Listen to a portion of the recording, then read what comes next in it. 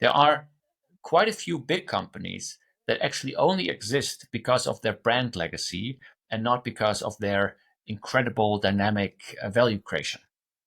And I think, and we have seen that in the past 20 years, or like in the 2010s, maybe a lot of digital technologies have actually changed traditional industries, legacy industries, and new players came up. Amazon, we all know the story. 30 years old, or Yeah. what they're old now, didn't exist before. All these other players, and they became the giants. And then in the last years, it felt like a little bit like a stasis.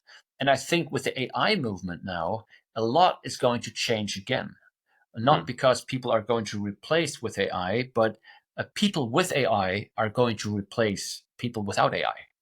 I think that's the big shift that we're actually seeing. And we are going to see a lot of smaller teams because they'll heavily rely on AI actually to do a lot of the groundwork, tackling also these big tech giants. I think Mm. they're also going to have a hard time to actually survive because they are now stuck in this big corporate kind of mindset, long processes, Slow. long Yeah. hierarchies, all of that Long stuff. and slow. So exactly. So, and I think that's the key part, that big corporates.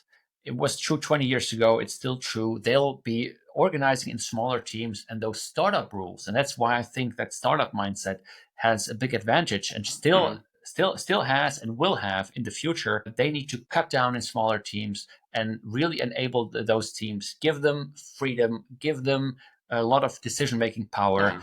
have them figure it out, and not rely on the big corporate processes, etc.